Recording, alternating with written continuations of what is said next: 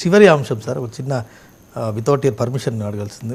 నిన్న బీజేపీలో ఒక కీలక పరిణామం చోటు చేసుకుంది. బండి సంజయ్ తెలంగాణ ప్రభుత్వం కాంగ్రెస్ సర్కార్ రేవంత్ సర్కార్ కూలిపోతుంది, కేసీఆర్ విషయంలో అప్రమత్తంగా ఉండండి, కేసీఆర్ మీ ప్రభుత్వాన్ని పార్లమెంట్ ఎన్నికల తర్వాత కూల్చబోతున్నారని బండి సంజయ్ కామెంట్ చేశారు. ఇవాళ కరీంనగర్లో కూడా బండి సంజయ్ మీద కాంగ్రెస్ శ్రేణులు కేసు కూడా పెట్టారు. అదొక వాదన.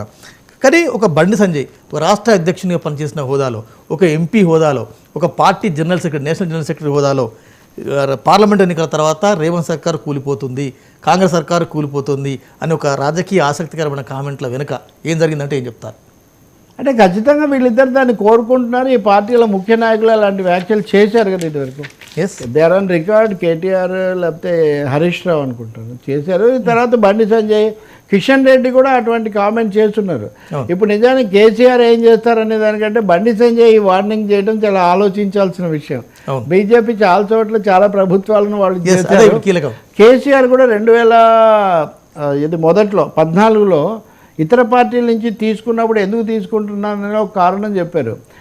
అసదుద్దీన్ ఓవైసీ ఫోన్ చేసి మీ ప్రభుత్వాన్ని పడగొట్టడానికి కుట్రలు జరుగుతున్నాయని నాకు ఫోన్ చేశారు, అందుకని జాగ్రత్త పడి మేము చేసామని ఆయన చెప్పారు. సో ఆ పరిస్థితి ఇప్పుడు రేవంత్ రెడ్డి ప్రభుత్వానికి బీజేపీ ఏమన్నా సృష్టిస్తుందని ఒక సందేహం వస్తుంది.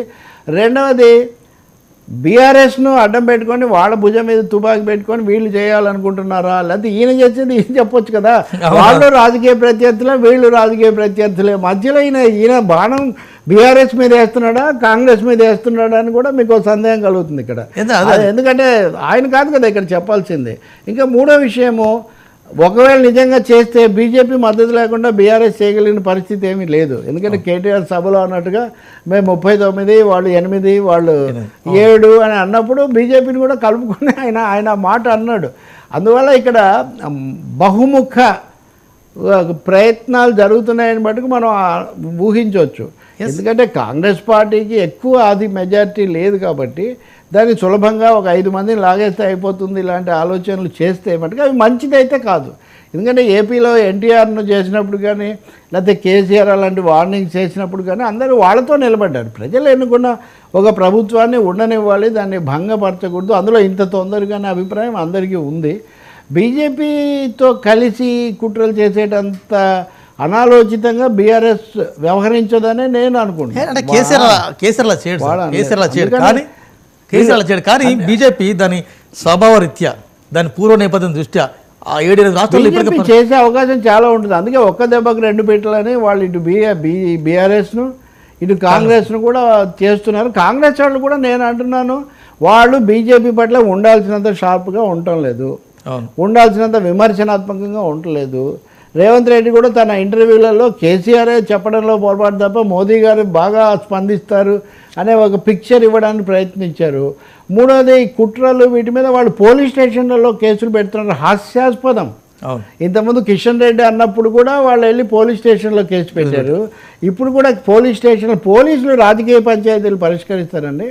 పోలీసులు నేరాలు శాంతి మీడియా వార్త కోసం లేదు. అదే కాదు, మీడియాలో మనలాంటి వాళ్ళం విమర్శిస్తాం కదా, మీరు ఎందుకు బీజేపీ అంటే ఇదిగో మేము కేసు పెట్టాము. ఏంటండి మొక్కుబడేది, ఒక ఎత్తుగడ తప్ప ఈ కేసు అనేది నిజంగా ఎదుర్కోవడానికి సిద్ధమైన వ్యవహారం కాదు. అది ఎదుర్కోవడానికి సిద్ధమైతే మీరు 4 ప్రతిపక్షాలను బీఆర్ఎస్ని కూడా పిలవండి కావాలంటే, ఇదిగో బీజేపీ ఇట్లాంటి మాటలు మాట్లాడుతుంది, పడగొడుతుంది, లేదా మీ మీద ప్రచారం చేస్తుంది అని చెప్పండి. అలా కాకుండా బీజేపీతో చాలా స్మూత్గా వ్యవహరిస్తూ మిగతా విమర్శలు మటుకు చేస్తాము, కేసులు పెడతాము అంటే పెద్ద ఉపయోగం లేదు.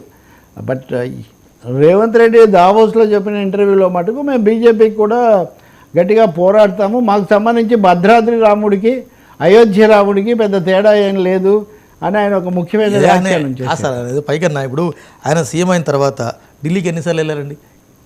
వెళ్ళాలి, మోడీని కలిశారు, కేంద్ర మంత్రిని కలిశారు. సరే, ఒక ఫెడరల్ స్పిరిట్లు కలిసి, కానీ ఇందాక మీరు లోతుగా విశ్లేషించినట్టు బీజేపీకి అంటే కేసీఆర్ని విమర్శించినట్టు, బీఆర్ఎస్ని అటాక్ చేసినట్టు మోడీని కానీ బీజేపీని కానీ రేవంత్ అంతగా అటాక్ చేయలేకపోతున్నారు.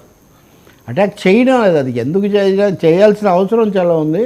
ఆ షార్ప్గా, ఎందుకంటే ఇండియా అయినా అసలు కాంగ్రెస్ నిలదొక్కోవాలి, మళ్ళీ ముందుకు రావాలంటే బీజేపీని ఎదుర్కోకుండా ఎలా సాధ్యం? అది చాలా విషయాల్లో వాళ్ళలో ఆ ఊగిసలాట సందిగ్ధత ఉండకూడదు. అంటే బీఆర్ఎస్ఏ మాకు ప్రత్యర్థి, బీజేపీ ప్రత్యర్థి కాదు అన్న పద్ధతిలో కాంగ్రెస్ భావిస్తే అది పొరపాటే అవుతుంది. అలాగే బీఆర్ఎస్ కూడా బీజేపీ అది వరకు చేసిన విషయాలు అలాంటివన్నీ మర్చిపోయి ఈ క్షణంలో కవిత మీద కేసులు పెడుతున్నాయి, ఇవి మర్చిపోయి కాంగ్రెస్ ఇప్పుడు గెలిచింది కాబట్టి కాంగ్రెస్ అనుకుంటూ కూడా పొరపాటే. ఎక్కడిదక్కడేనండి. ఇప్పుడు కేరళలో సిపిఎం ఉంటుంది, లోకల్గా కాంగ్రెస్తో పోరాడుతుంది, కేంద్రంలో బీజేపీతో పోరాడుతుంది. మమతా బెనర్జీ ఉంటారు, లేదా కేజ్రీవాల్ ఉంటారు, చాలా రాష్ట్రాల్లో అంతే కదా. అందువల్ల రాష్ట్రాల ప్రయోజనం